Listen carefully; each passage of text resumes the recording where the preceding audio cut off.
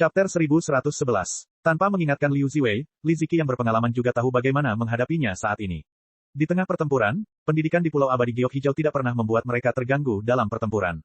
Melihat mata si Sanshan yang tidak tepat, Li Ziki segera menjadi waspada dan diam-diam mengaktifkan beberapa senjata ajaib. Jika ada sumber daya, sayang sekali jika tidak menggunakannya. Li Ziki tidak akan terlalu bertele-tele seperti si Sanshan, menganggap senjata ajaib yang diberikan oleh para tetua dan tidak menganggapnya serius. Dengan hal-hal ini, itu adalah lapisan asuransi tambahan, asuransi yang membuat si Sanshan terlihat buruk. Dia juga bersemangat sekarang, tapi dia menantikan situasi di mana serangan si Sanshan jatuh pada senjata ajaib yang disempurnakan oleh para tetua. Dia yakin itu akan menjadi adegan yang bisa membuat sekelompok orang tertawa. Yang terbaik adalah si Sanshan bisa menjadi cangkang kura-kura yang melupakan metode serangan aslinya yang ganas. Serangannya sia-sia, dan dia hanya tahu bagaimana mempertahankan diri dari angin dan hujan, itulah kebanggaan sesungguhnya. Panggilan tuannya, Li Ziki juga terdengar di telinganya. Hampir sama dengan penilaian Liu Ziwei, Li Ziki juga berpikir bahwa si Sanshan adalah monster yang terpojok dalam pertarungan, dan senyuman di wajahnya sedikit lebih. Namun, Li Ziki lebih yakin bahwa lebih baik mengambil langkah pertama. Pertunjukan barusan hanya untuk membuat si Sanshan terlihat buruk, dan dia tidak melakukan jurus mematikannya yang paling ganas. Karena si Sanshan ingin mengubah gayanya, biarkan dia menjadi lebih bodoh. Pedang terbang di udara memutar lingkaran dengan ringan dan dengan cepat menebas dari sudut lain. Ini adalah teknik pedang baru yang telah dipraktikkan Li Ziki selama bertahun-tahun, tetapi dia hanya mempraktikkannya di depan gurunya, tetapi dia tidak memberitahu tetua lainnya. 1000 peluang bunuh. Beberapa tetua di luar yang berpengetahuan luas meneriakkan teknik pedang Li Ziki. Pembunuhan 1000 peluang ini adalah teknik pedang terbang yang sangat canggih dari sekte. Bisa dikatakan itu adalah teknik pedang paling berharga dari sekte. Hanya ketika budidaya mencapai tahap puncak Yuanying, mereka dapat memiliki kekuatan yang cukup untuk mengaktifkannya. Kekuatannya sangat besar, dan mereka tidak tahu seberapa besar reputasi yang dibawanya ke Pulau Abadi Giok Hijau. Li Ziki baru berada di alam Naschen Soul akhir, tapi dia sudah mempraktikkan teknik pedang ini dengan sangat akrab. Harus dikatakan bahwa bakatnya sungguh luar biasa. Pada saat yang sama, kemampuannya sangat mendekati puncak level aslinya, atau dia tidak akan bisa mengendalikannya. Begitu Qian Jikil digunakan, para tetua yang tidak terlalu memikirkan si Sanshan mulai menggelengkan kepala. Ternyata Li Ziki sebelumnya hanya bermain-main dengan si Sanshan. Pada saat ini, dia akhirnya menunjukkan kemampuannya yang sebenarnya. Tampaknya Sanshan akan dipermalukan hari ini. Pembunuhan 1000 peluang Li Ziki telah melancarkan serangannya, tetapi serangan balik si Sanshan akhirnya tiba. Pedang terbang, yang telah bertahan dan memblokir bila diperlukan, tiba-tiba meledak dengan aura pembunuh yang ganas. Ini bukanlah pedang terbang sumber kehidupan si Sanshan, dan pedang terbang itu masih ditempa di lautan kesadarannya. Ini hanyalah pedang terbang yang dia kenal sebelumnya, dan kualitasnya relatif biasa. Namun, pedang terbang biasa tiba-tiba bersinar dengan cahaya yang tidak dapat dilihat orang, dan tiba-tiba berubah menjadi tenda emas, menebas ke arah Li Ziki. Tidak peduli seberapa terkenalnya teknik pedang Li Ziki, tidak peduli betapa hebatnya teknik gerakan Li Ziki saat ini, tidak peduli betapa terampilnya teknik pedang Li Ziki, ribuan gerakan, ribuan pola, tidak dapat menghentikan kata, cepat. Pedang terbang si Sanshan, yang diluncurkan kemudian, langsung memotong dada Li Ziki dari sudut yang luar biasa di mata semua orang, dan langsung menuju ke bagian vital hatinya. Perubahan mendadak itu mengejutkan Li Ziki. Untungnya, dia baru saja mengaktifkan semua harta sihir pelindung yang dia dan orang tuanya berikan padanya hanya untuk aman. Dalam sekejap, Li Ziki bahkan tidak bisa menarik kembali pedangnya untuk memblokir, dan hanya bisa menggunakan harta sihir pelindung untuk memblokir pedang aneh ini. Ding, ding, ding, ding, ding. Suara denting yang jernih dan merdu terdengar terus-menerus, hampir menyatu menjadi satu suara. Itu adalah suara pedang terbang si Sanshan yang menebas ratusan kali beberapa harta sihir pelindung dengan kecepatan yang tak terduga. Di bawah ekspresi tercengang semua orang, pedang terbang si Sanshan, yang telah berubah menjadi tenda emas, berkedip ratusan kali tidak jauh dari tubuh Li Ziki. Hampir setiap kilatan disertai dengan suara serangan yang memekakkan telinga. Jika serangan pertama tidak berhasil, dia segera mengubah sudut serangan tanpa ragu-ragu. Setiap serangan penuh dengan kekuatan spiritual murni dan tak tertandingi yang sengaja disempurnakan si Sanshan selama beberapa dekade. Setelah setiap suara, itu berarti harta sihir pelindung yang terkena akan sedikit meredup. Penggunaan harta sihir pelindung juga membutuhkan kekuatan spiritual. Bahkan jika Li Ziki sudah berada di tahap akhir Yuanying dan sangat dekat dengan tahap puncak Yuanying, dia belum mencapai tahap di mana dia dapat segera mengisi kembali kekuatan spiritual yang diperlukan untuk harta sihir pelindung setelah menerima serangan si Sanshan. Serangan si Sanshan terlalu cepat, dan setiap serangan terlalu tajam. Hanya dalam waktu singkat lebih dari 100 serangan, harta sihir pelindung itu tidak memiliki kekuatan spiritual untuk mendukungnya, dan cahayanya hilang. Namun, serangan si Sanshan tidak berhenti sama sekali, dan dia masih mengendalikan pedang terbang untuk menebas ratusan kali berturut-turut. Kini serangan itu tidak menimpa tubuh Li Ziki, hanya karena masih terdapat bahan padat dari harta sihir pelindung itu sendiri. Menyelidiki dari berbagai sudut dan arah telah memungkinkan si Sanshan dengan cepat memahami bagian terlemah dari harta sihir pelindung ini. Dalam beberapa serangan terakhir, suara dentingan berubah menjadi suara gemuruh. Orang-orang di sekitarnya bahkan tidak bereaksi terhadap apa yang telah terjadi, dan harta sihir pelindung itu telah dihancurkan sepenuhnya oleh si Sanshan. Akhirnya, si Sanshan selalu ingat dengan tegas bahwa ini adalah kompetisi antar sesama murid, bukan pertarungan dengan musuh hidup dan mati. Setelah menghancurkan harta sihir pelindung, si Sanshan pada dasarnya menghentikan cahaya pedang. Sosoknya berkedip-kedip, dan anehnya dia menghindari pedang terbang yang baru saja ditembakkan Li Ziki di depannya dan ditebas lebih dari selusin kali. Dia mendekati sisi Li Ziki dan melambaikan tangannya untuk memukul. Ini adalah serangan kekuatan spiritual murni, tetapi pada saat ini, semua harta sihir pelindung Li Ziki dihancurkan, dan dia ketakutan. Dia tidak lagi memiliki keanggunan dari sebelumnya. Dalam kepanikan, dia hanya sempat mengulurkan tangannya untuk menahan tinju si Sanshan. Boom! Tinju si Sanshan, membawa kekuatan spiritual yang tak tertandingi, langsung menghantam tangan Li Ziki untuk memblokirnya. Kaca-kaca, diiringi suara dua tulang patah, tangan Li Ziki dipukul kembali ke dadanya oleh si Sanshan. Kaca, setelah suara patah tulang lagi, mulut Li Ziki mengeluarkan seteguk darah merah cerah, dan seluruh tubuhnya terbang. Dia masih di udara, dan dia sudah tidak sadarkan diri. Si Sanshan baru saja hendak berhenti, namun tiba-tiba sosoknya melintas, dan pedang terbang yang baru saja berhenti tiba-tiba melaju dan dengan cepat menebas ke arah sosok yang tiba-tiba muncul di sampingnya. Chapter 1212. Kebiasaan si Sanshan dalam menghadapi musuh, selama beberapa dekade, adalah membunuh jika dia bisa membunuh, dan lari jika dia tidak bisa membunuh. Sekarang, meski dia menahan diri, penting untuk menundukkan lawan dan membuat lawan kehilangan kemampuan menyerang. Dengan sebuah pukulan, Li Ziki terluka parah. Saat dia berada di benua iblis, situasi tak terduga seperti ini tidak ada habisnya. Belum lagi dia baru saja membunuh lawannya, lalu tiba-tiba seekor binatang iblis bergegas keluar dari arah lain. Bukan hal yang aneh bagi binatang iblis yang dia lihat mati tiba-tiba hidup kembali seolah-olah sedang kram. Kadang-kadang, bukan hal yang aneh jika situasi seperti itu terjadi ketika titik-titik vital dari binatang iblis itu tidak dipahami. Hal ini pula yang mengembangkan kebiasaan keluarga Yang Chen untuk selalu waspada saat melakukan suatu gerakan, siap membunuh atau melarikan diri kapan saja. Bagaimana kebiasaan yang berkembang di ambang hidup dan mati selama beberapa dekade dapat dengan mudah dihilangkan dengan mundur ke laut selama lebih dari 10 tahun. Begitu dia menemukan suatu rangsangan, akan terjadi reaksi bawah sadar, yang tidak ada hubungannya dengan pemikiran atau kesadaran sama sekali. Itu murni tindakan naluriah. Sosok yang tiba-tiba muncul di hadapannya, yang tidak terduga, secara langsung merangsang kebiasaan si Sanshan ini, dan dia mulai menyerang secara tidak sadar tanpa memikirkannya. Hal pertama yang dihancurkan si Sanshan adalah senjata ajaib pelindung yang diberikan kepadanya oleh guru Li Ziki, Liu Ziwei, Penatua Liu. Senjata ajaib ini secara pribadi disempurnakan oleh Liu Ziwei, jadi secara alami memiliki pemahaman yang lebih jelas daripada yang lain. Begitu senjata ajaib itu rusak, Liu Ziwei tahu itu tidak bagus. Baru saja, si Sanshan menunjukkan kecepatan dan kekuatan untuk menghancurkan senjata ajaib. Dia benar-benar memahami bahwa muridnya sama sekali bukan lawan si Sanshan. Pada awalnya, dia hanya bertahan dan tidak menyerang, hanya untuk memberikan wajah guru dan muridnya, dan tidak ingin merusak keharmonisan. Itu adalah hal yang baik, selama Li Ziki tidak terlalu agresif, dan bertahan beberapa saat, si Sanshan akan mengaku kalah, dan Li Ziki akan menuruni lereng. Bagaimanapun, semua orang tidak akan menang atau kalah, dan semua orang akan senang. Namun, ejekan Liu Ziwei langsung merangsang Song Huan, dan juga membuat Song Huan marah dan membiarkan si Sanshan melawan. Kali ini, dia kehilangan seluruh wajahnya. Ini masih merupakan masalah sepele. Segera setelah senjata sihir pelindungnya rusak, Liu Ziwei menyadari bahwa nyawa muridnya dalam bahaya. Untuk bisa menghancurkan senjata ajaib yang telah dia sempurnakan dengan susah payah dalam waktu sesingkat itu, kekuatan serangannya sama sekali tidak seperti yang bisa dia bayangkan. Demi nyawa muridnya, Liu Ziwei hanya bisa mengatakan bahwa dia harus mengambil kembali Li Ziki secara langsung. Kalau tidak, begitu sifat membunuh si Sanshan muncul, bukankah itu buruk? Namun Liu Ziwei tidak menyangka bahwa dia tiba-tiba bergegas ke tengah-tengah dua orang yang sedang bertarung, dan langsung memprovokasi naluri bertarung si Sanshan. Pikirannya, yang masih belum terpelihara, tiba-tiba menjadi tergesa-gesa, dan dia segera kembali ke kebiasaannya. Secara naluriah, dia menganggap tempat ini sebagai benua iblis, dan dia adalah seorang pembunuh. Sebagai master tahap puncak Yuan Ying, dan satu langkah lagi untuk melampaui kesengsaraan dan naik, Liu Ziwei tentu saja adalah salah satu dari sedikit master di Green Jade Immortal Island. Setelah bergegas keluar, dia menemukan bahwa si Sanshan segera mengambil tindakan pada dirinya sendiri, dan kemudian melihat situasi muridnya yang menyemburkan darah dari mulutnya. Pikirannya berhenti sejenak, lalu amarah langsung memenuhi dadanya. Pedang terbang Liu Ziwei muncul di depannya dalam sekejap, dan terlepas dari apapun, dia menebas si Sanshan.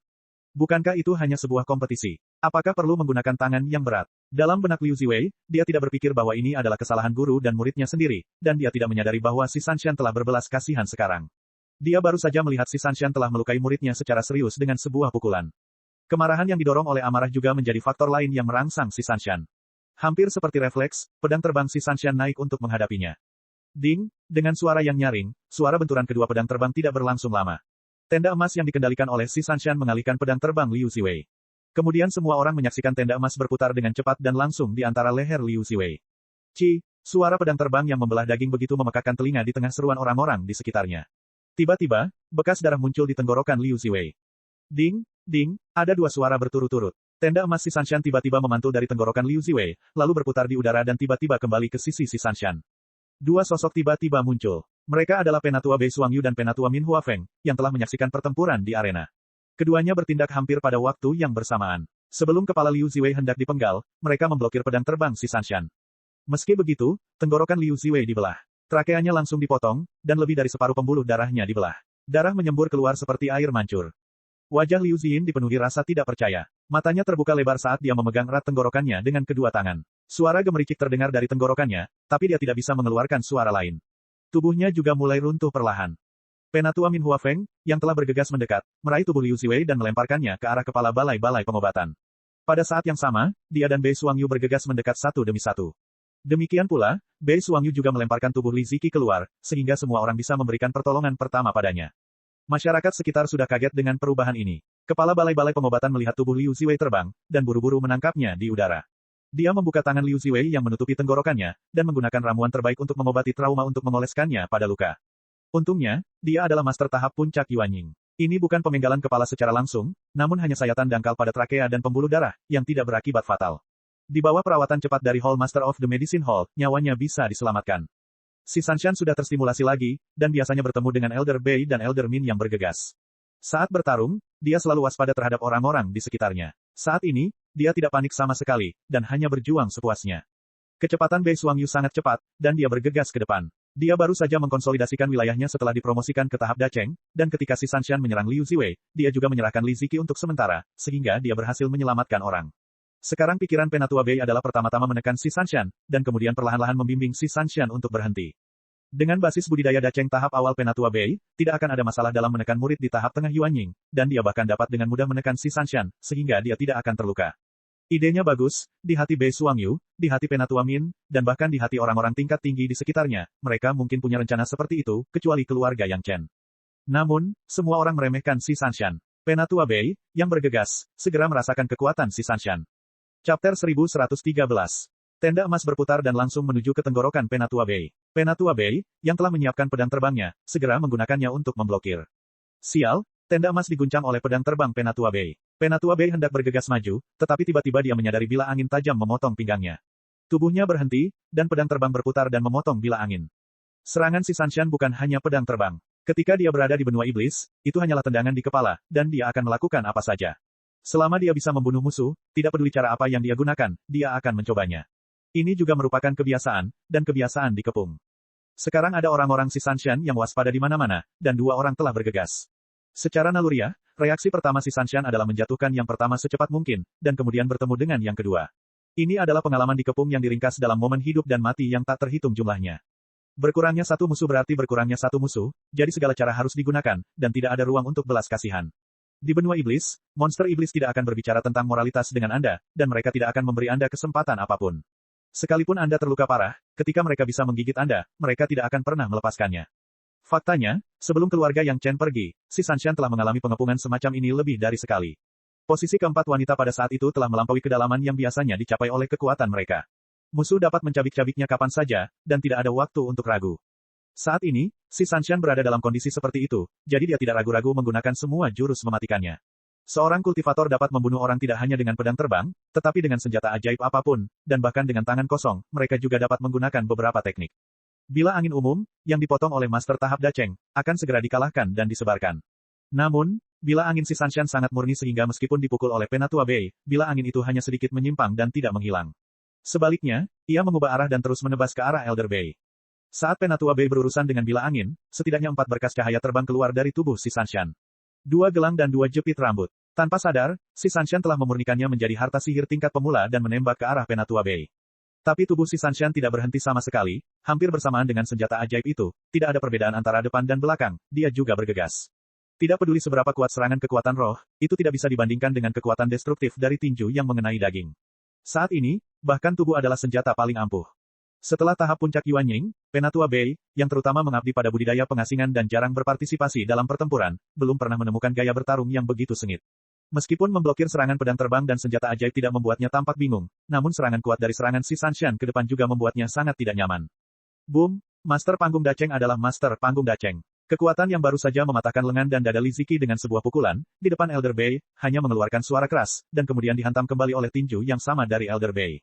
Penatua Bei memblokir tinju si Sanshan pada saat yang sama, tetapi ada rasa sakit di hatinya.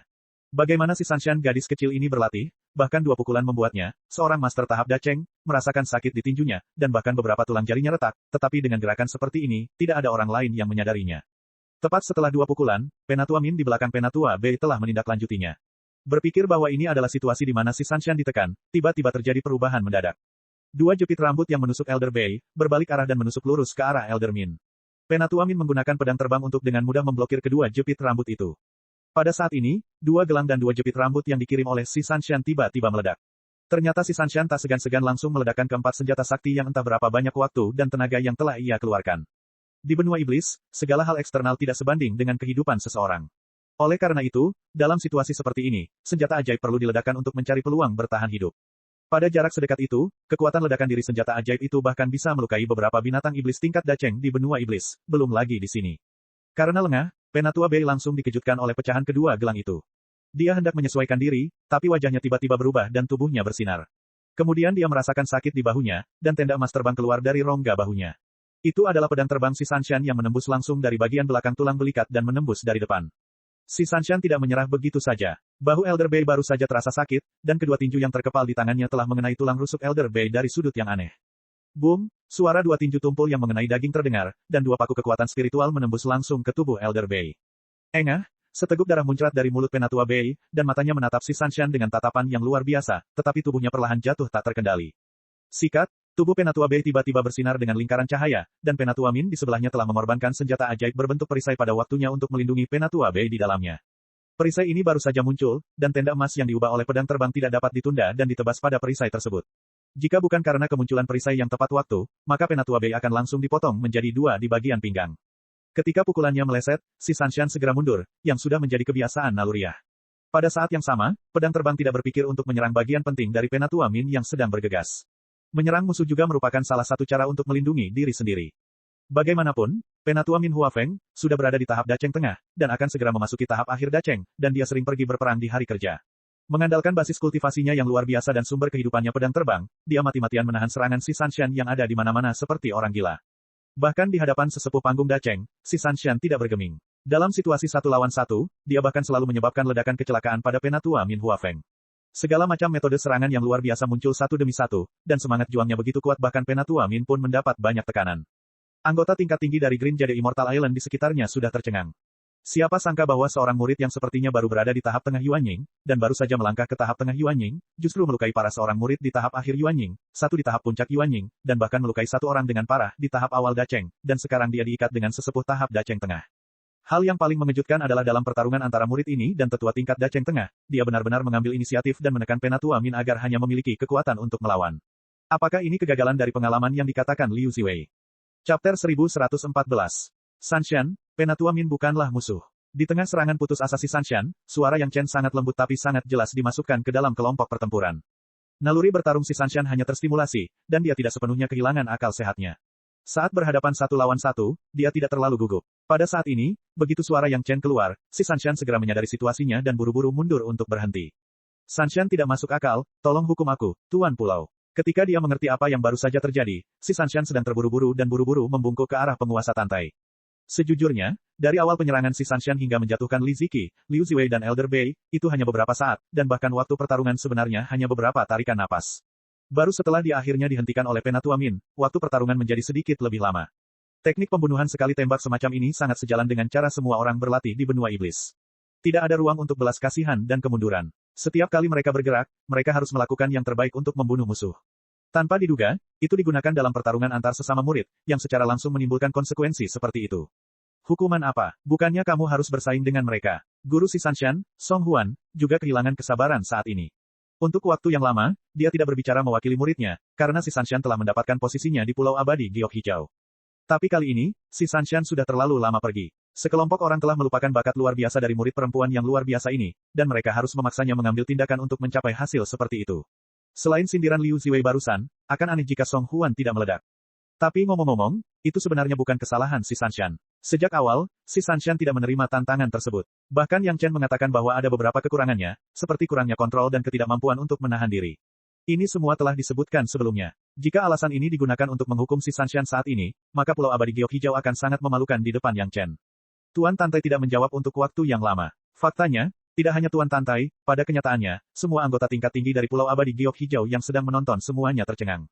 Bahkan di tahap Yuanying dan tahap Dacheng, kondisi pikiran kultivasi tidak boleh berubah bahkan jika Gunung Tai runtuh di depan mereka, tetapi apa yang terjadi di depan mereka berada di luar imajinasi semua orang, dan mereka terkejut. Si Sanshan hanyalah seorang murid di tahap tengah Yuanying, dan sepertinya dia baru saja memasuki tahap tengah Yuanying belum lama ini, paling banyak, dia baru saja mengkonsolidasikan basis kultivasinya. Tapi itu adalah murid seperti itu, dengan kecepatan yang mencengangkan, dalam beberapa tarikan napas, dia menghancurkan hampir 10 senjata ajaib yang secara pribadi disempurnakan oleh anggota tingkat tinggi dari Pulau Abadi Giok Hijau, dan melukai seorang murid di akhir panggung Yuanying dengan pukulan. Selanjutnya, dalam pertemuan tatap muka, leher seorang tetua di tahap akhir Yuanying sebagian besar terbuka. Jika bukan karena dua tetua di tahap Dacheng, Liu Ziwei akan langsung dipenggal. Hal yang paling mengejutkan adalah Bei Suangyu yang lebih tua, yang juga terkena 2 pukulan dalam beberapa tarikan napas, muntah darah.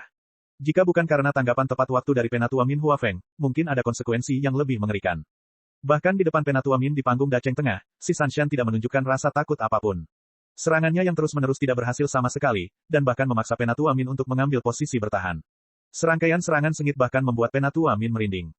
Semua ini digabungkan, ternyata menjadi sarana seorang murid di tahap tengah Yuanying. Sungguh menggelikan bahwa banyak tetua di Pulau Abadi Giok Hijau benar-benar berpikir bahwa si Sanshan telah gagal dalam pengalamannya. Adegan keluarga Yang Chen mengatakan tidak secara serempak sebelumnya, ketika semua orang memikirkannya, mereka hampir tidak bisa menahan diri untuk tidak tersipu. Anak-anak muda ini sudah tahu sejak awal bahwa inilah hasilnya. Jika tidak, Yang Chen tidak akan membiarkan penguasa Tantai mengirim orang untuk memperhatikannya sebelum kontes dimulai. Sekelompok orang yang baru saja diejek dan diejek saat ini semuanya seperti burung puyuh yang ketakutan, tidak berani mengucapkan sepatah kata pun, bahkan tidak berani bersuara. Mereka benci karena mereka tidak bisa menundukkan kepala langsung ke dada dan tidak perlu mengangkatnya lagi. Bagaimana mungkin mereka masih bisa bertatap muka dengan keluarga si Sanshan dan Yang Chen? Penguasa Tantai dan para tetua panggung Dacheng juga tidak bisa menyembunyikan keterkejutan mereka. Bahkan jika mereka sudah melihatnya di awal, pertahanan si Sanshan membuka mata mereka, tapi mereka tetap tidak menyangka bahwa ketika si Sanshan mulai menyerang, itu akan sangat menakutkan. Permintaan maaf si Sanshan di awal, penguasa Tantai bahkan tidak bereaksi untuk beberapa saat, sampai suara keras Song Huan terdengar di telinga semua orang, baru kemudian dia bereaksi. Sanshan, kamu bangun duluan. Si Sanshan masih berlutut di tanah, penguasa Tantai mengulurkan tangannya untuk menopangnya, dan mencoba membuat suaranya tampak tenang. Namun, tidak peduli bagaimana dia memaksakan dirinya untuk tenang, suaranya masih sedikit bergetar.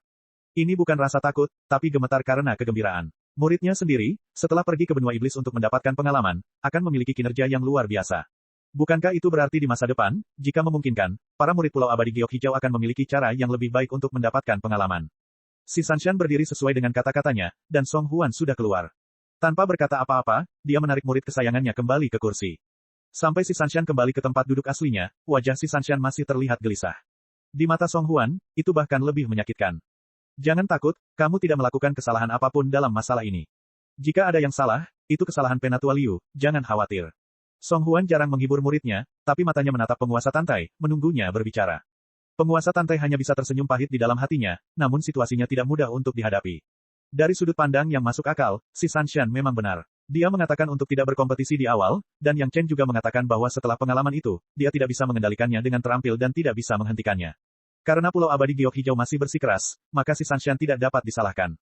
Namun, beberapa gerakan si Sanshan secara langsung melukai 2 orang tua dan seorang kakak perempuan magang. Ketika mereka belajar dari satu sama lain, sungguh tidak dapat dibenarkan untuk melakukan pekerjaan yang berat. Jika si Sanshan tidak dihukum, bagaimana dia bisa meyakinkan publik? Ini bukan untuk merawat wajah Yang Chen. Di hadapan suaminya, untuk menghukum istri seseorang, jika itu orang lain, mereka tidak akan bahagia. Kalau itu orang biasa, tidak apa-apa. Masalahnya adalah, apakah Yang Chen adalah orang biasa? Satu-satunya master alkemis kelas 5 di dunia fana, mitra penting sekte, mustahil bagi Pulau Abadi Giok Hijau untuk tidak mempertimbangkan pikiran Yang Chen. Jika kamu tahu akan seperti ini, kenapa kamu melakukannya dari awal? Penguasa Tantai tersenyum pahit di dalam hatinya dan menghela nafas secara diam-diam. Chapter 1115. Pada akhirnya, semua orang tidak begitu percaya pada si Sanshan dan Yang Chen.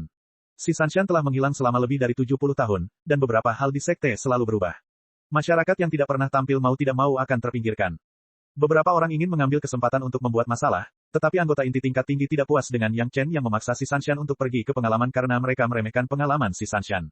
Mereka sengaja ingin menekannya, yang menyebabkan situasi memalukan saat ini.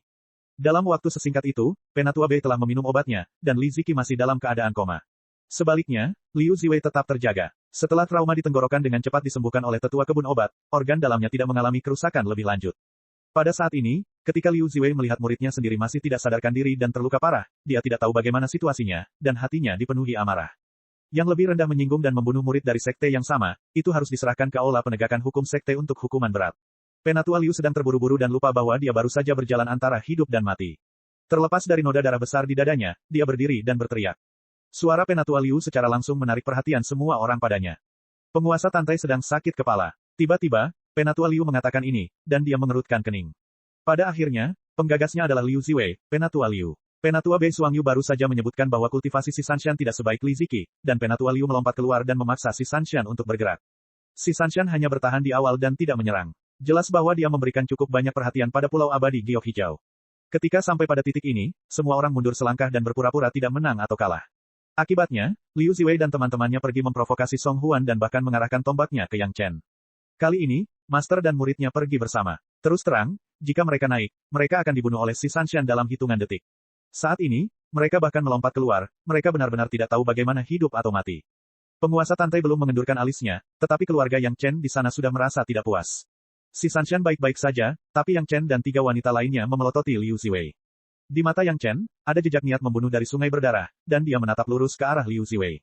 Liu Xin baru saja berteriak sekali ketika dia tiba-tiba merasakan hawa dingin yang menusuk tulang. Itu adalah perasaan takut yang terpancar dari lubuk hatinya, seolah-olah dia telah ditatap oleh iblis di kedalaman 9 meter, dan ketakutan akan hidup dan mati tidak dapat dikendalikan. Perasaan berbahaya hidup dan mati barusan kembali ke pikiran Liu Ziwei lagi. Saat ini, Liu Ziwei teringat bahwa jika seseorang ingin membunuhnya, itu hanya masalah satu gerakan. Tanpa mengembara antara hidup dan mati, mustahil memahami kengerian besar antara hidup dan mati. Untuk sesaat, Penatua Liu berkeringat dingin, dan tubuhnya mulai gemetar tanpa sadar. Awalnya hanya badannya yang gemetar, namun tak lama kemudian, giginya pun tidak bisa terkatup, dan terdengar suara gemericik. Kelainan Penatua Liu tiba-tiba mengingatkan anggota senior Pulau Abadi Giok Hijau. Pada saat ini, mereka ingat bahwa si Sanshan tidak akan mengalaminya sendirian, tetapi dengan keluarga Yang Chen yang beranggotakan 4 orang. Saat ini, selain si Sanshan, ada juga Yang Chen dan ketiga wanita yang juga pernah mengalami pengalaman tersebut. Tampaknya budidaya Yang Chen mirip dengan si Sanshan. Kecuali Yang Chen, yang sedikit lebih rendah, semua orang berada di tahap tengah Yuanying. Mampu menakut-nakuti Penatua Liu seperti ini hanya dengan pandangan sekilas, para tetua dari Pulau Abadi Giok Hijau mau tidak mau merasa bahwa orang-orang muda di seberang seperti tombak perak. Bukan hanya murid mereka sendiri yang menonjol. Sun Kingsui dan Gong Sunling selalu menjadi murid jenius di sekte masing-masing. Mereka juga telah melalui pengalaman Pulau Abadi Giok Hijau.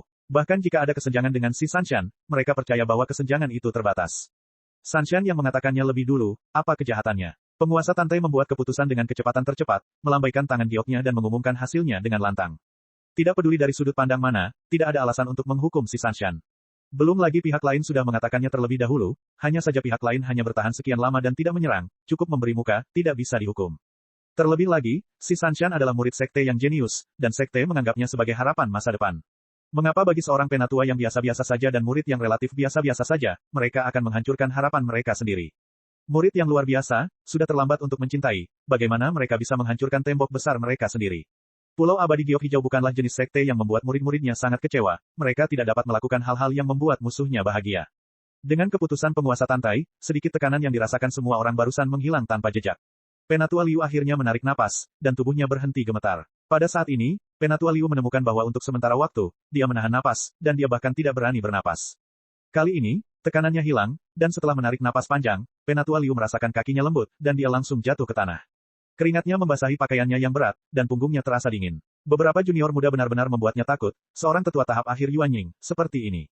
Jika ini masalahnya, meski mereka tidak melakukan apapun, beberapa orang bisa melepaskan auranya dan menghancurkannya. Setelah memikirkan hal ini, wajah Penatua Liu menjadi pucat untuk beberapa saat, dan dia tidak berani mengeluarkan suara untuk waktu yang lama. Pada saat ini, penguasa Tantai dan sekelompok pejabat tingkat tinggi menjadi sangat tertarik dengan pengalaman benua iblis. Memang baru 70 tahun, kalau jalan bola-balik dibuang, tapi dalam 50 tahun bisa membuat murid panggung Yuanying menjadi seperti ini. Misteri ini harus dipahami secara detail. Tapi sekarang jelas bukan waktu terbaik, penguasa Tantai hanya bisa mengumumkan akhir dari pertemuan ini, dan kemudian bersama dengan beberapa pejabat inti tingkat tinggi, mereka membawa keluarga Yang Chen ke belakang untuk berdiskusi secara mendetail. Pengalaman ini berdampak besar, bagaimana kita harus mengatasinya. Penatua Min Huafeng tidak pernah berpikir bahwa si Sanshan akan mencapai prestasi seperti itu ketika dia pergi ke benua iblis. Yang paling ingin dia ketahui sekarang adalah bagaimana mengatasi masalah seperti ini. Selama kamu mundur dalam waktu yang lama dan perlahan-lahan terbiasa dengan kehidupan normal. Yang Chen tidak banyak bicara di depan para tetua Pulau Abadi Giok Hijau, tetapi menggunakan pernyataan ini untuk berbohong, sebenarnya, ini adalah kebiasaan jangka panjang, jika waktunya cukup lama, itu tidak akan menjadi sebuah masalah. Kata-kata Yang Chen membuat semua orang merasa lega, selama itu bisa diselesaikan. Walaupun butuh waktu lama, efeknya luar biasa, itu pasti sepadan. Yang paling ingin diketahui semua orang saat ini adalah apakah pengalaman seperti ini mungkin diselenggarakan dalam skala besar. Chapter 1116. Itu tidak perlu. Jawaban Yang Chen membuat semua anggota tingkat tinggi Pulau Abadi Giok Hijau tercengang.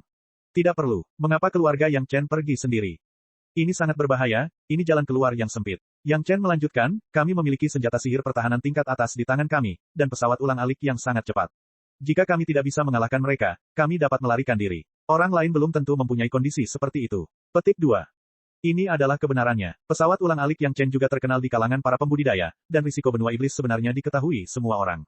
Hanya saja saat ini, mereka dibutakan oleh kesuksesan besar si Sanshan dan secara selektif melupakannya. Bagaimana jika kita membiarkan para ahli memimpin tim besar? Penatua Min bertanya dengan penuh harap. Jika kita membawa tim besar, kita pasti akan diserang secara berkelompok. Yang Chen langsung menggelengkan kepalanya, tidak ada yang suka memiliki organisasi yang kuat di benua iblis. Bagaimana jika kita membawa beberapa orang? Penatua Min bertanya lagi, sebenarnya dia sudah memiliki jawabannya di dalam hatinya. Tidak ada gunanya, dengan sedikit orang, kita harus menjaga mereka dari waktu ke waktu, itu tidak dapat mencapai tujuan awal dari pengalaman tersebut. Yang Chen masih menggelengkan kepalanya, lagi pula, jika tidak ada hubungan seperti kita, sulit untuk mengatakannya di sana. Kata-kata itu tidak diucapkan sepenuhnya, tetapi semua orang sudah mengerti bahwa di benua iblis, hampir semua orang harus waspada. Pantas saja saat si Sanshan mengelak, ia tak lupa menjaga diri dari para tetua di sekitarnya, yang sudah menjadi kebiasaannya. Bahkan hubungan mesra suami istri pun seperti ini, apalagi hubungan lainnya. Siapa yang tahu apa yang akan terjadi? Bukan karena Pulau Abadi Giok Hijau belum pernah ke benua iblis untuk mencari pengalaman, tetapi pencapaian mereka tidak sebaik si Sanshan. Paling-paling, mereka dapat mengubah seorang murid dengan bakat buruk menjadi seorang master. Tetapi sebagai salah satu dari 5 sekte utama, apakah ada kekurangan master? Masalah ini sudah dianggap belum terselesaikan. Pada akhirnya, sekte semacam ini tidak begitu meyakinkan untuk membiarkan muridnya mengambil risiko hidup dan mati. Siapapun itu, diperkirakan mereka tidak akan bersedia, dan itu tetap bersifat sukarela. Tetapi jika itu bersifat sukarela, sekte tidak perlu mengaturnya. Jika dia ingin pergi, dia bisa pergi. Tidak ada yang akan menghentikannya. Selanjutnya, Yang Chen memberitahu penguasa Tantai dan para petinggi bahwa keluarganya akan mengasingkan diri untuk menyelesaikan masalah kebiasaan bertarung mereka. Tidak ada yang keberatan dengan hal ini. Tidak peduli apapun, si Sanshan masih menjadi anggota sekte. Jika masalahnya terpecahkan, sekte akan memiliki satu ahli lagi. Setelah tinggal di Pulau Abadi Giok Hijau untuk sementara waktu, si Sanshan menanyakan beberapa hal kepada tuannya, dan setelah menunjukkan muridnya, dia memulai perjalanan dengan Yang Chen lagi. Setelah kejadian sebelumnya, meskipun murid biasa tidak tahu apa yang terjadi, para petinggi sudah jelas tentang hal itu. Status si Sanshan di sekte meroket. Kemanapun dia pergi, dia diperlakukan dengan hormat. Murid yang tak terhitung jumlahnya ingin mendapatkan beberapa kata nasihat dari peri plum dingin. Bahkan para tetua yang memiliki pemikiran lain sebelumnya telah sepenuhnya menghilangkan pemikiran mereka sebelumnya.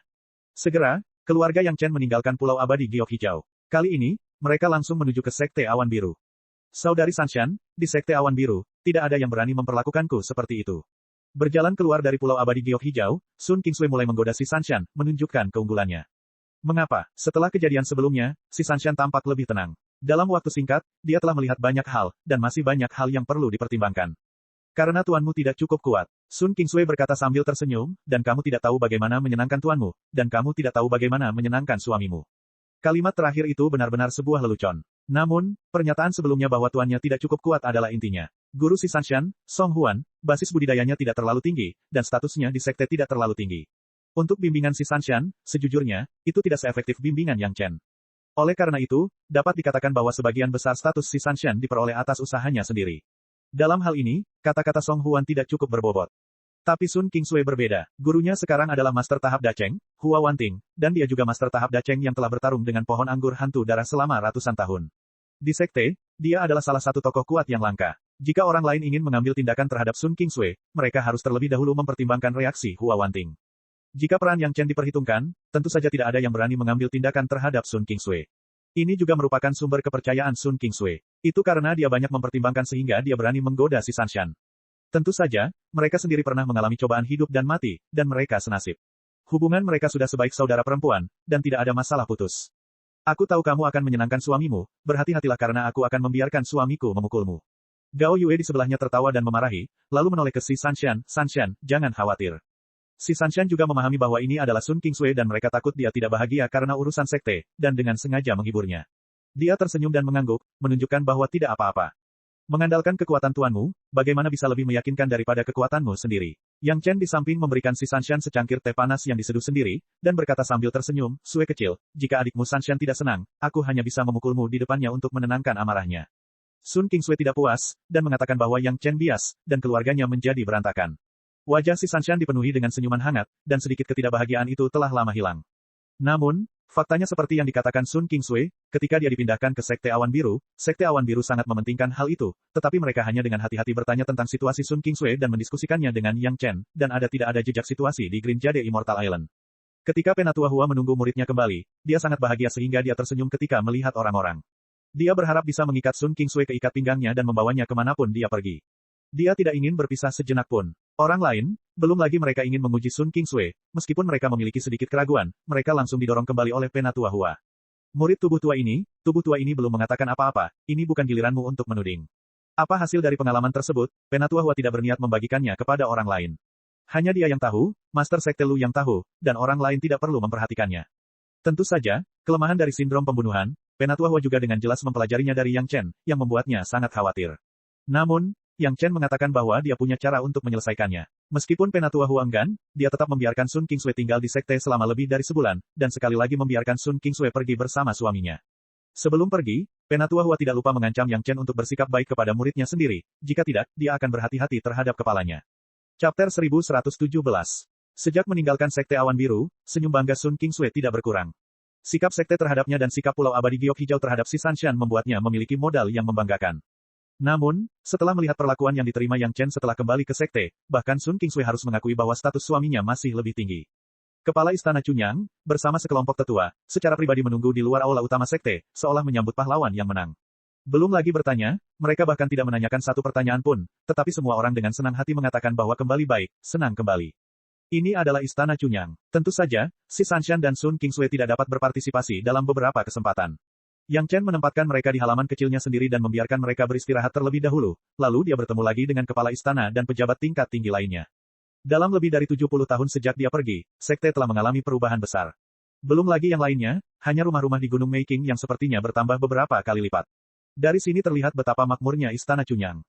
Jumlah murid hampir meningkat lebih dari 10 kali lipat, dan ini hanya murid yang baru dipromosikan, belum termasuk orang-orang di aula eksentrik ras monster. Atas dasar yang diletakkan oleh Yang Chen tahun itu, para penguasa Istana Chunyang perlahan mulai muncul. Dalam 70 tahun terakhir, Penatua Gausilin juga berhasil melewati kesengsaraan api yin dan dipromosikan menjadi Master tahap Dacheng. Di sisi Gua Abadi Pohon Beringin, juga terdapat Master ras monster yang menerobos dan memasuki tahap Dacheng. Master tahap Dacheng bertambah 2, dan jumlah Master tahap Yuanying bertambah ratusan, baik ras manusia maupun monster. Semuanya dipromosikan dengan bantuan pil obat Yang Chen selama bertahun-tahun. Budidaya beberapa tetua asli semuanya meningkat. Master Aula Penegakan Hukum Meng Xian dan Penatua Zeng telah mencapai tahap puncak Yuanying, hanya satu langkah lagi untuk memasuki ranah tahap Dacheng. Bahkan kepala istana telah mencapai tahap akhir Yuanying dan sepertinya dia akan segera menembus kemacetan. Kita harus tahu bahwa di kehidupan sebelumnya, para tetua ini semuanya meninggal pada tahap jiwa yang baru lahir, tetapi sekarang mereka semua menunjukkan tanda-tanda terobosan. Segalanya sangat berbeda dari kehidupan sebelumnya. Para ahli jidan hampir seperti memanen daun bawang, muncul satu demi satu, dan sekarang jumlahnya hampir puluhan ribu. Setelah itu, dia merekrut puluhan ribu murid dengan bakat luar biasa. Selama dia punya cukup waktu, akan ada lebih banyak ahli. Dengan banyaknya ahli, itu juga berarti kekuatan sekte telah meningkat ke tingkat yang baru. Beberapa sekte kecil di sekitarnya pada dasarnya telah dimasukkan ke dalam Istana Chunyang. Ini semua adalah sekte kecil yang berinisiatif untuk tunduk. Istana Chunyang sama sekali tidak melakukan tindakan menindas orang lain. Semua orang tahu bahwa Istana Chunyang tidak seperti dulu lagi. Ada banyak keuntungan bergabung dengan Istana Chunyang. Sekte-sekte kecil itu bahkan bergabung dengan tegas tanpa banyak pertimbangan. Belum lagi, pendapatan dari pegunungan Siwan saja telah membuat Istana Chunyang memiliki sumber daya yang tak terhitung jumlahnya. Ini belum termasuk Gua Abadi Pohon Beringin di hutan 10.000 pohon, yang juga merupakan tempat dengan sumber daya yang tak ada habisnya. Jika pendapatan dari Menara Wanbao dihitung, Istana Chunyang sekarang sudah kaya raya. Menara Wanbao, dengan dukungan Yang Chen, menggunakan appearance skill untuk menyerang kota. Hampir semua pasar sekte memiliki cabang Menara Wanbao. Bahkan aliansi pembudidaya nakal Laut Cina Selatan, yang belum disentuh oleh orang Taitian, memiliki cabang, dan Gua Abadi Pohon Beringin ras monster bahkan lebih diperlukan. Keistimewaan ras monster dan Laut Cina Selatan saja telah menghasilkan banyak uang bagi Menara Wanbao. Perbedaan harga antara kedua belah pihak membuat Shanghai Feng, yang bertanggung jawab atas operasi tersebut, bahagia setiap hari. Meskipun Rumah Abadi Anggur bergabung dengan sekte secara rahasia, itu tidak akan menyembunyikan apapun dari Yang Chen. Sekarang Rumah Anggur Abadi juga telah merekrut lebih banyak orang, dan skalanya menjadi semakin besar. Bahkan selain pendahulunya yang Abadi Anggur, ada satu lagi Master tahap Dacheng, dan sekarang ia telah menduduki posisi teratas dalam perdagangan intelijen. Apapun yang terjadi di dunia kultivasi akan menjadi tanggung jawab anggota inti tingkat tinggi Istana Chunyang. Seluruh sekte menunjukkan tren peningkatan seperti letusan gunung berapi. Mantan pendahulu dan kepala istana saat ini serta para tetua tidak tahu berapa kali mereka mengatakan untuk merevitalisasi sekte. Kini mereka akhirnya melihat proses revitalisasi sekte tersebut. Semuanya menunjukkan momentum peningkatan Istana Chunyang yang tak tertahankan. Semua ini hampir semuanya berawal dari Yang Chen. Sekarang anggota inti tingkat tinggi sangat puas dengan Yang Chen, Tuan Muda Istana. Selama Yang Chen masih hidup, belum lagi dia menghilang bersama istrinya selama lebih dari 70 tahun, bahkan jika itu lebih lama, mereka tidak akan memiliki pendapat apapun. Selama bertahun-tahun pengalaman Yang Chen, tidak ada peristiwa besar di dunia kultivasi. Setiap sekte besar berkembang sendiri-sendiri, bekerja keras untuk merebut wilayah ras monster dan memenangkan orang-orang dari ras monster. Hutan 10.000 pohon terkaya dari ras monster telah lama ditempati oleh Istana Chunyang, yang ditemukan oleh orang-orang dari 5 sekte utama setelah mereka tiba di hutan 10.000 pohon. Karena hubungan Yang Chen, mereka semua diam-diam menyetujui kendali Istana Chunyang, dan tidak ada yang mengambil tindakan untuk merebutnya. Sekarang, sekte lain telah menganggap Istana Chunyang sebagai sekte kelas 1, dan itu bukan lagi sekte kuasi kelas 2. Dengan kekuatan Istana Chunyang saat ini, itu sudah cukup untuk menjadi sekte kelas 1. Namun, untuk menjadi sekte kelas super seperti 5 sekte besar, Istana Chunyang masih membutuhkan lebih banyak warisan, yang tidak dapat dicapai dengan memiliki beberapa master dalam waktu singkat. Diperlukan waktu ribuan tahun atau bahkan lebih lama untuk terakumulasi. Meski begitu, Istana Chunyang sudah sangat terkejut. Dari sekte kelas 2 menjadi sekte kelas 1, hanya butuh 300 tahun. Efisiensi seperti itu, bahkan orang-orang Taitian tidak memilikinya, dan para murid Istana Chunyang tidak bisa tidak bangga. Apa rencanamu selanjutnya? Setelah kepala istana dan yang lainnya memperkenalkan hal ini kepada Yang Chen dan mengetahui tentang pengalaman Yang Chen dan lainnya, mereka secara alami menanyakan pertanyaan seperti itu. Kebiasaan membunuh membutuhkan jangka waktu penyesuaian, sehingga murid ini bermaksud mengajak mereka mencari tempat untuk mundur. Yang Chen tidak menyembunyikan rencananya dari para tetua, dan mengatakan rencananya, selain itu, murid ini tidak memiliki banyak alkimia dalam beberapa dekade terakhir, jadi saya berencana untuk berkonsentrasi pada pemurnian untuk jangka waktu tertentu, tepat pada waktunya untuk mundur. Yang Chen telah berjanji untuk menerima sejumlah komisi dari luar sesekali. Tidak ada alkimia pada tahun-tahun ini, jadi dia hanya meluangkan waktu untuk menyempurnakannya. Pada saat yang sama, pil jantung batin dan pil penginderaan batin dari sekte hampir habis dikonsumsi, dan juga perlu ditambah. Semuanya diatur sendiri. Kepala istana tidak memiliki niat sedikit pun untuk mengatur Yang Chen, tetapi mendukung penuh keputusan Yang Chen. Dalam beberapa tahun terakhir, sekte telah memperoleh banyak hal baik. Jika Anda membutuhkannya, Anda dapat menemukan Penatua Zeng dan bawalah mereka bersamamu. Keputusan ini, para tetua tidak keberatan sama sekali, dan mereka semua setuju. Chapter 1118. Tentu saja Yang Chen tidak bisa segera pergi. Ada banyak orang dan banyak hal di Istana Chunyang yang perlu dia tinggali dan tangani. Belum lagi, Menara Wanbao sepenuhnya milik pribadi Yang Chen. Tidak peduli dari aspek mana, Yang Chen harus mengurusnya. Sangguan Feng telah memasuki jajaran panggung Jidan. Harus dikatakan bahwa ini adalah keajaiban dan juga contoh paling tepat dalam menemukan arah kultivasinya sendiri. Pada awalnya, Shanghai Feng bahkan tidak memiliki kepercayaan diri untuk membangun yayasan, sehingga ia harus mengelola Yexiu Villa. Baru setelah Yang Chen muncul dan memberinya beberapa nasihat, dia memasuki tahap dasar. Namun kesenangan Shanghai Feng adalah dalam bisnis. Belakangan, Menara Wanbao yang disediakan oleh Yang Chen juga memungkinkan Shanghai Feng menemukan cara budidaya yang cocok untuk dirinya sendiri. Dalam proses perluasan bisnis yang berkelanjutan, pola pikir dan kultivasi Shanghai Feng juga meningkat, dari tahap dasar hingga tahap akhir tahap Jidan saat ini. Omong-omong, bakat Shanghai Feng sangat buruk, jika tidak, dia tidak akan mampu membangun fondasi selama beberapa dekade. Sampai sekarang, bahkan jika dia telah menemukan jalur kultivasi yang cocok untuk dirinya sendiri, dalam 300 tahun, dia hanya berkultivasi hingga tahap akhir tahap Jidan, dan masih ada celah antara dirinya dan tahap Yuanying. Namun, bagi Shanghai Feng, yang memiliki bakat biasa, ini sudah merupakan keajaiban besar. Dia bahkan melihat harapan untuk mencapai tahap Yuanying. Perlu diketahui bahwa di kehidupan sebelumnya, Shanghai Feng telah menghabiskan masa hidupnya sebelum mencapai tahap Jidan di tahap dasar. Dalam kehidupan ini, ada perbedaan dunia. Yang Chen bertemu dengan kakak senior Sangguan dan memberinya nasihat yang kuat. Sekarang, Yang Chen, belum lagi kultivasinya, dapat sepenuhnya membimbing Shanghai Feng dengan identitasnya tanpa rasa canggung. Selama bertahun-tahun, pil penampilan yang ditinggalkan Yang Chen untuk Sangguan Feng telah habis. Untungnya, Yang Chen telah kembali tepat waktu dan akan segera menyediakan pil lagi untuknya guna membangun hubungan baik dengan sekte utama. Jangan meremehkan pil penampilan. Sebagian besar pembudidaya perempuan di sekte berbondong-bondong ke sana. Jika ada yang berani melakukan apapun terhadap Menara Wanbao, mereka pasti akan dihancurkan oleh para pembudidaya wanita gila ini dari ujung kepala sampai ujung kaki. Jika ada yang berani menghancurkan harapan mereka untuk mempertahankan penampilan awet muda, mereka akan berani menghancurkan kemungkinan mereka untuk bertahan hidup. Beberapa bahan berharga diambil oleh Yang Chen. Untuk saat ini, Yang Chen tidak mengambil apapun dari gudang sekte.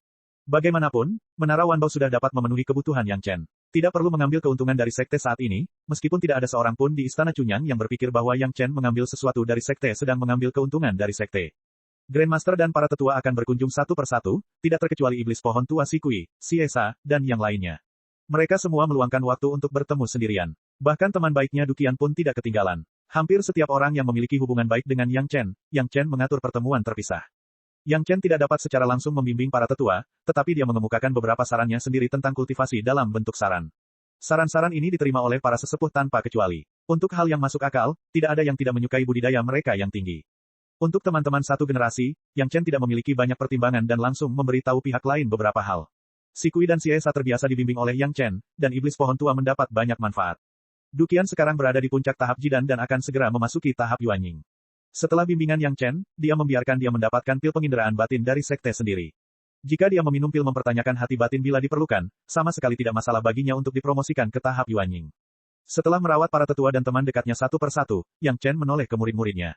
Basis budidaya Mubo awalnya kuat, dan fondasinya di tahap Jidan sangat kokoh. Karena bantuan suster muda Hana Mengyu, bahkan bahaya tersembunyi yang ditinggalkannya saat dia berkultivasi di tanah dingin yang pahit telah dibersihkan. Selama dia berkultivasi selangkah demi selangkah, tidak akan menjadi masalah untuk mencapai prinsip agung keabadian emas. Di Mubo, bimbingan Yang Chen juga sejalan dengan aturan, dan tidak memberinya jalan pintas. Kapanpun, meski jalan pintasnya bagus, selalu ada bahaya yang tersembunyi. Jika dia ingin melangkah lebih jauh, dia harus membumi. Untuk memotivasi Mubo, Yang Chen bahkan memberi janji pada Mubo. Selama dia bisa berkultivasi ke tahap Yuanying selangkah demi selangkah, Yang Chen akan mengajarinya seni rahasia sejati kayu pertama. Sebelumnya, Yang Chen memberikan beberapa serat misterius murni yang diperoleh dari tanaman anggur iblis kepada Mubo, dan biarkan dia mencoba melihat apakah dia bisa menggunakannya. Pedang terbang sumber kehidupan juga berasal dari saat ini, Yang Chen membimbing Mubo untuk mulai meredamnya. Ia percaya bahwa jika berhasil, kekuatannya akan menjadi semakin kuat. Berbicara tentang Hana Mengyu, murid ini membuat Yang Chen sangat terkejut. Harus diketahui bahwa bakat Hana Mengyu hanya sebanding dengan kehidupan Yang Chen sebelumnya, tetapi sekarang dia berada di puncak tahap dasar, dan kecepatan kultivasinya hampir sama dengan Yang Chen. Harus dikatakan bahwa, sama seperti Xiang Haifeng, Hana Mengyu, yang telah menemukan arah yang benar dalam kultivasinya sendiri, muncul dengan kecepatan kultivasi yang lebih mengejutkan Yang Chen daripada kehidupan sebelumnya, dan kesuksesan tersebut membuat Yang Chen berseru, dalam kekaguman. Di kehidupan sebelumnya, beberapa ratus tahun kemudian Hana Mengyu menemukan bahwa menanam obat-obatan roh dan menanam berbagai tanaman akan memicu kultivasi spontannya dan meningkatkan kondisi pikirannya. Dalam kehidupan ini, Yang Chen membiarkannya melakukan ini sejak awal. Tanpa mengambil jalan memutar selama ratusan tahun, prestasi Hana Mengyu diam-diam membuat banyak orang mengaguminya. Tidak hanya Mubo, tetapi bahkan anggota klan Mubo, Patriark Tua, dan bahkan Iblis Pohon Tua, hampir bergiliran untuk tetap berada dalam aktivitas Hana Mengyu, sehingga dia secara sengaja atau tidak sengaja akan mengasuh mereka dan memecahkan beberapa bahaya yang tersembunyi. Mereka pasti tertinggal dalam proses pertumbuhan. Setelah perawatan Hana Mengyu, monster atribut kayu ini hampir menjadi semakin halus dalam budidayanya. Kini Hana Mengyu tidak perlu bergantung pada identitas murid Yang Chen untuk menjadi berkuasa di Istana Cunyang. Hanya anggota klan Mubo dan dukungan dari Iblis Pohon Tua sudah cukup untuk membiarkan Hana Mengyu berjalan tanpa hambatan di Istana Cunyang. Bagi Hana Mengyu, Yang Chen juga sangat puas. Dia sengaja memberi Hana Mengyu tempat di taman obat, dan bahkan memberinya beberapa tanaman spiritual di dalam air. Dia bahkan memindahkan banyak obat roh berumur 1000 tahun di lapisan pertama taman obat botol murni dan membiarkan Hana Mengyu merawatnya. Agar Hana Mengyu menambah pengetahuannya, Yang Chen bahkan melemparkan Hana Mengyu ke kebun obat botol murni miliknya. Obat roh berumur 1000 tahun, obat roh berumur 10.000 tahun yang tak terhitung jumlahnya, dan bahkan obat roh berharga yang berumur lebih dari 100.000 tahun membuka mata Hana Mengyu. Perjalanan ke kebun obat kali ini saja telah memberikan manfaat yang tak terhitung bagi Hana Mengyu. Nutrisi dari obat-obatan roh yang tak terhitung jumlahnya secara langsung meningkatkan budidaya Hana Mengyu hingga batas puncak tahap dasar. Dia hanya tinggal selangkah lagi untuk mencapai tahap Jidan. Yang mengejutkan Yang Chen adalah semua jenis obat roh di kebun obatnya juga ditingkatkan karena kemunculan Hana Mengyu. Chapter 1119. Semua obat roh yang ada di kebun obat, Yang Chen meminta Hana Mengyu untuk mengambil benihnya, dan benih tersebut akan ditanam di kebun obat yang diberikan Yang Chen kepada Hana Mengyu. Tentu saja, Yang Chen tidak lupa menginstruksikan mereka untuk tidak fokus pada kecepatan saat berkultivasi, dan berusaha memurnikan basis kultivasi mereka sebanyak mungkin. Ketika semua orang selesai menunjuk, dari Pulau Abadi Giok Hijau ke Sekte Awan Biru dan kemudian ke Istana Cunyang, Yang Chen dan yang lainnya telah menghabiskan setengah tahun lagi, dan sudah waktunya untuk pergi lagi. Bukan karena dia tidak ingin tinggal di Istana Cunyang, Yang Chen sendiri baik-baik saja, tetapi keempat wanita itu semakin tidak mampu beradaptasi dengan kehidupan kultivasi normal. Untuk berjaga-jaga, Yang Chen hanya bisa membawanya pergi. Kemana kita akan pergi? Metode apa yang kita gunakan? Sun Qingsui harus menjadi garda depan dalam mengajukan pertanyaan. Yang Chen dan tiga wanita lainnya sangat menyayanginya, dan dia yang termuda, jadi dia secara alami memanfaatkannya. Sindrom pembunuhan adalah masalah terbesar bagi keempat wanita tersebut saat ini. Mereka akan membunuh orang kapan saja, dan itu bukan pertanda baik. Jika masalah ini tidak diselesaikan, keempat wanita itu bahkan tidak akan bisa berintegrasi ke dalam sekte. Sebaliknya, Yang Chen sendiri tidak memiliki masalah seperti itu untuk saat ini. Pertama, dia berada di benua iblis, dan tidak banyak pengalaman membunuh, terutama untuk melawan Ki Iblis. Kedua, Yang Chen memiliki pola pikir prinsip agung keabadian emas, jadi tidak terlalu sulit untuk menghadapi masalah seperti itu. Dunia ini sangat besar, kamu belum melihatnya, kan? Yang Chen sudah memiliki rencana dalam pikirannya, dan menjawab sambil tersenyum, suamiku akan menemanimu dan melihat baik-baik sungai dan gunung besar. Apa yang belum pernah kamu lihat, aku telah melihat banyak hal ketika aku bepergian sebelumnya. Sun Qingsui tidak menyangka hal itu akan semudah itu, dan dia tidak dapat mempercayainya. Kamu dulu melihatnya di Flying Sword, pernahkah kamu melihatnya dengan kakimu sendiri? Yang Chen bertanya, seolah takut semua orang tidak cukup terkejut, dia menambahkan kalimat lain, sudahkah Anda mencobanya seperti orang biasa? Ini adalah sesuatu yang belum pernah mereka alami sebelumnya, dan keempat wanita itu tampak agak terharu. Suaminya mengajaknya jalan-jalan sepertinya ide yang bagus. Untuk menghindari masalah, untuk saat ini, kultivasimu hanya dapat disegel. Yang Chen menjelaskan kepada keempat wanita itu, sama seperti orang biasa. Mengapa demikian? Gao Yue sedikit bingung dan bertanya dengan suara yang dalam. 3 wanita lainnya juga menatap Yang Chen, menunggu dia menjelaskan. Terkadang, kebiasaan membunuhmu adalah karena kamu memiliki kekuatan untuk membunuh. Jika kamu menyegel kekuatan ini, tubuhmu tidak akan dapat bereaksi, dan perlahan-lahan kamu akan menahan diri. Yang Chen menjelaskan, ketika Anda dapat menahan diri secara perlahan, maka pemondisian awal akan selesai. Bukankah menyegel kultivasiku akan menunda kultivasiku? Si Sanshan sangat memperhatikan kultivasi, jadi dia segera bertanya. Tidak, setelah budidaya disegel, semua kekuatan spiritual akan digunakan untuk meredam senjata sihir sumber kehidupan, dan efeknya akan lebih baik daripada efek temper selama budidaya biasa. Jawab Yang Chen. Lalu kita akan menjadi wanita lemah tanpa kekuatan untuk mengikat ayam. Gong Sunling langsung bertanya, membiarkan master panggung Yuanying tiba-tiba menyegel kultivasinya dan menjadi orang biasa, pasti akan ada banyak ketidaknyamanan, dan keempat wanita itu semakin malu. Tepatnya, bukan itu masalahnya. Ketika Yang Chen mengatakan ini, mata para wanita itu tiba-tiba berbinar. Bagaimanapun juga, kalian semua adalah master tahap Yuanying yang telah mengalami kesengsaraan guntur. Bahkan jika kultivasi kalian tersegel, kalian jauh lebih kuat dari orang biasa. Yang Chen menjelaskan sambil tersenyum. Keempat wanita itu tertegun beberapa saat, pada akhirnya mereka tetap harus menjadi manusia biasa. Meski banyak kengganan di hati mereka, ini adalah pengaturan suaminya, dan bisa membantu mereka menyelesaikan masalah, sepertinya mereka harus melakukannya. Tentu saja, setelah kultivasi disegel, bukan berarti Anda tidak bisa terus berkultivasi. Perkataan Yang Chen membuat keempat wanita itu sedikit bingung lagi, dan mereka semua menatapnya menunggu penjelasan. Selama ini, kamu akan mengembangkan teknik pemurnian tubuh, yang hanya akan baik untukmu dan tidak akan buruk. Yang Chen tidak membuat mereka terus menebak-nebak dan berkata langsung. Tidak, begitu mereka mendengar bahwa itu adalah teknik pemurnian tubuh, pikiran para wanita terlintas dengan sosok kokoh Yang Chen ketika dia mengembangkan teknik pemurnian tubuh orang kuat turban kuning, dan tiba-tiba mereka menggelengkan kepala seperti mainan. Jika teknik pemurnian tubuh memiliki efek seperti itu, para wanita lebih memilih untuk tidak mengolahnya. Bahkan si Sanshan, yang paling memperhatikan budidaya, tidak memiliki akomodasi sedikit pun mengenai masalah ini dan bertekad untuk tidak mengolahnya. Apa kamu yakin? Yang Chen sepertinya sudah menduga apa yang dipikirkan para wanita itu dan bertanya sambil tersenyum, tidak peduli teknik pemurnian tubuh macam apa itu, kamu tidak ingin mempraktikannya. Bagaimanapun, jenis yang kamu kembangkan, kami tidak akan pernah berlatih. Sun Qingsui cemberut dan menolak atas nama semua orang. Bahkan jika kamu bersedia, aku tidak akan membiarkan kamu mengolahnya. Yang Chen langsung tersenyum, saya tidak ingin melihat keempat istri cantik saya menjadi seperti itu. Teknik pemurnian tubuh macam apa itu? Gong Sunling bertanya dengan rasa ingin tahu. Itu ditinggalkan oleh seorang senior perempuan. Yang Chen menjawab, peran utama teknik pemurnian tubuh adalah menjaga kecantikan dan menjadikan diri lebih cantik. Apa yang dikatakan Yang Chen sebenarnya adalah sutra hati penjaga kecantikan peninggalan peri Chang'e. Sutra hati jenis ini tidak ada manfaatnya untuk budidaya, satu-satunya kelebihannya adalah memiliki teknik untuk menjaga penampilan. Mungkin bagi orang lain itu tidak berarti apa-apa, tetapi bagi kultivator wanita, ini lebih penting dari apapun. Apakah kamu tidak memiliki pil penampilanmu? Apa gunanya mengolah ini? Meski hatinya sudah sedikit tergoda, Gong Sunling tetap bertanya dengan bingung. Teknik pemurnian tubuh semacam ini sedikit lebih baik daripada pil penampilan. Yang Chen menyentuh hidungnya dan menjawab dengan acuh tak acuh. Apa maksudnya sedikit lebih baik? Terkait kecantikan, keempat wanita itu hampir menajamkan telinga untuk mendengarkan, bahkan Gao Yue pun langsung bertanya. Sedikit lebih baik berarti selama Anda mengolah dupa setiap hari, pada dasarnya Anda dapat mencapai awet muda tanpa meminum pil penampilan. Yang Chen menjawab dengan serius, tentu saja, jika kamu tidak ingin berkultivasi, saya tidak akan memaksamu. Kami ingin berkultivasi. Keempat wanita itu menjawab hampir serempak, dan pada saat yang sama, mereka tidak lupa mengulurkan tangan dan mencubit Yang Chen. Setelah keluarga Yang Chen meninggalkan istana Chunyang, para penggarap tidak pernah melihat keluarga Yang Chen lagi. Namun, sekarang ada seorang pemuda kaya di dunia fana. Dia menyewa beberapa gerbong besar dan menarik keempat istrinya yang cantik bersama puluhan penjaga dan pelayan. Dia berkeliling dunia dengan santai setiap hari. Setiap kali tim ini datang ke suatu tempat yang indah, mereka akan berhenti dan berkeliling dengan hati-hati. Tidak hanya itu, mereka sering memasuki kota-kota di dunia fana, mencicipi semua makanan lezat di dunia, meminum semua anggur di dunia, dan melihat semua pemandangan indah di dunia. Itu hanyalah kehidupan yang seperti peri. Chapter 1120.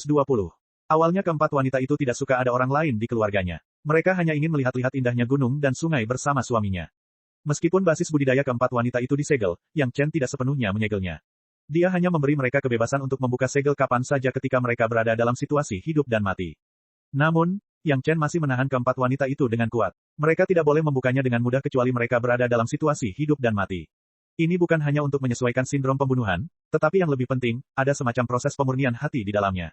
Teknik penyegelan yang digunakan oleh Yang Chen adalah rahasia pengadilan surgawi. Dia telah sering diombang-ambingkan di kehidupan sebelumnya, jadi dia secara alami tahu tentang teknik ini, tetapi ketika orang-orang itu menggunakannya padanya, mereka tidak akan memberinya pilihan untuk membuka segelnya sendiri.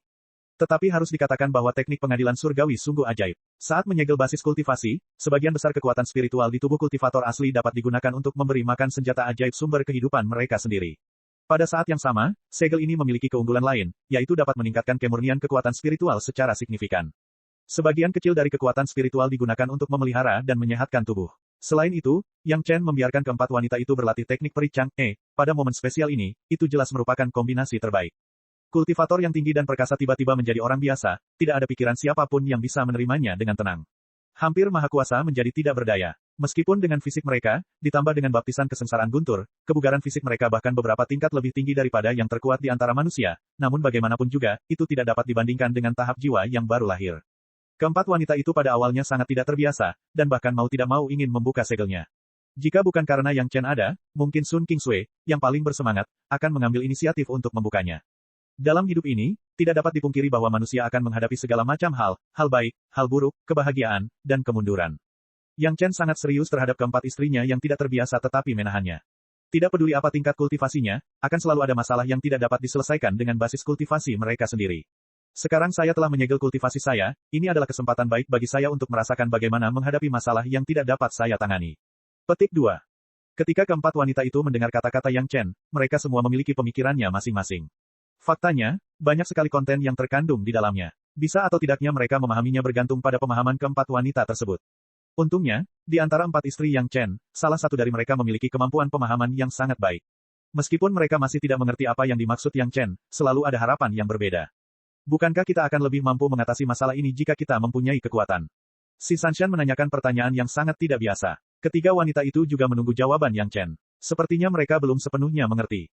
Baiklah, izinkan saya memberi Anda contoh sederhana. Dalam keadaan normal, kendala yang tidak dapat diatasi biasanya karena kesenjangan basis budidaya yang terlalu besar. Tentu saja ada alasan lain. Mari kita gunakan ini sebagai contoh. Yang Chen berpikir sejenak dan segera menjawab. Keempat wanita itu sedikit mengangguk. Situasi yang dikatakan Yang Chen memang merupakan masalah yang mungkin mereka hadapi, dan itu juga merupakan masalah yang tiba-tiba mereka pikirkan sekarang. Jadi, apakah Anda ingin menggunakan situasi ini untuk menghadapi tokoh-tokoh berkuasa di antara orang-orang biasa untuk belajar bagaimana menghadapi masalah? Atau apakah Anda ingin kembali ke tahap Yuanying dan kemudian menghadapi master tahap puncak Mahayana untuk belajar? Yang Chen selalu memiliki wajah yang sangat serius, dan kali ini dia masih bertanya dengan serius. Atau apakah Anda ingin menunggu sampai setelah naik, ketika Anda memiliki basis budidaya tingkat keabadian manusia, dan kemudian menghadapi penguasa surga abadi untuk mempelajari? Sebenarnya Yang Chen tidak banyak bicara secara detail, tapi pertanyaan ini sudah menjelaskan semuanya. Belum lagi apakah dia bisa mengalaminya atau tidak, hanya musuh berbeda yang dia hadapi di tahapan berbeda akan membuat perbedaan besar. Kesenjangan antara manusia biasa dan manusia abadi atau surga abadi tidak hanya 1 atau 2 kali, atau bahkan lebih dari 10 atau 20 kali, tidak berlebihan untuk menggambarkannya sebagai 100 atau bahkan 1000 kali. Dalam hal kesulitan, meskipun mereka semua adalah orang biasa, keempat wanita tersebut telah menjalani baptisan kesengsaraan guntur. Ketika mereka menghadapi masalah biasa, mereka dapat menyelesaikannya dengan mudah. Tetapi jika menyangkut bidang lain, sulit untuk mengatakannya. Selain kesenjangan dalam basis budidaya, masalah apa yang mungkin timbul? Gong Sunling terlalu banyak berpikir dan menanyakan satu pertanyaan lagi. Banyak sekali masalah yang tidak bisa dijelaskan. Yang Chen menjawab tanpa berpikir, misalnya, kekuasaan. Saya tidak menyukai orang-orang Tai Tianmen, tetapi saya tidak bisa menggunakan pedang terbang untuk membunuh murid junior Tai Tianmen dengan santai, meskipun saya bisa melakukannya dengan mudah. Petik 2. Semua wanita mengerti. Beberapa hal dipahami dengan sedikit pemahaman, hanya saja mereka tidak terlalu banyak berpikir pada awalnya. Secara relatif, keempat wanita itu semuanya jenius dalam kultivasi, tetapi mereka tidak terlalu peduli dengan beberapa pertikaian antar sekte.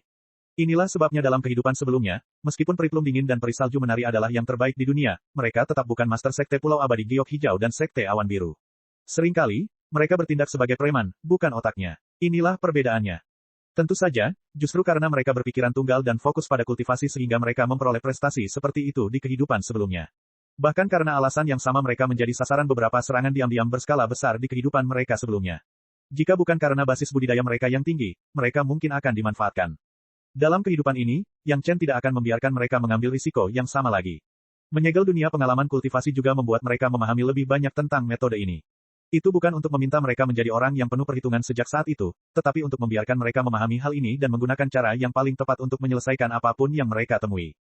Tentu saja, kamu harus mengingat satu hal. Setelah Yang Chen selesai, dia dengan serius memberitahu para wanita itu, ini hanya sebuah pengalaman, tidak membiarkan Anda menderita keluhan, tidak membiarkan Anda menelan amarah Anda, belajar menilai situasi, dan menggunakan berbagai metode untuk mencapai tujuan Anda. Ketika tiba waktunya untuk bergerak, Anda tetap harus bergerak. Petik 2. Dengan premis ini, keempat wanita tersebut memiliki banyak ide saat mengikuti Yang Chen. Kemudian, mereka segera menghadapi masalah pertama sejak mereka datang ke dunia fana. Keempat wanita itu sungguh terlalu cantik, begitu cantik bahkan Yang Chen pun tidak bisa melupakan mereka di kehidupan masa lalu dan masa kini. Prinsip agung keabadian emas seperti ini, apalagi tubuh fana. Saat pertama kali memasuki kota, meski keempat wanita tersebut selalu menutupi wajahnya dengan cadar, namun selalu banyak orang yang sesekali memandang mereka, yang membuat keempat wanita tersebut membenci mereka. Kalau sekedar berpenampilan tidak bermoral, keempat wanita tersebut mungkin bisa menoleransinya, namun kemunculan seorang playboy langsung mematahkan semangat keempat wanita tersebut. Cek cek cek cek cek cek cek cek. Rakan-rakan kultivator sekalian, sebelum retret, sila terus berkultivasi untuk jurus subscribe, like, share dan komentar agar sekte novel Sadim terus berkembang pesat.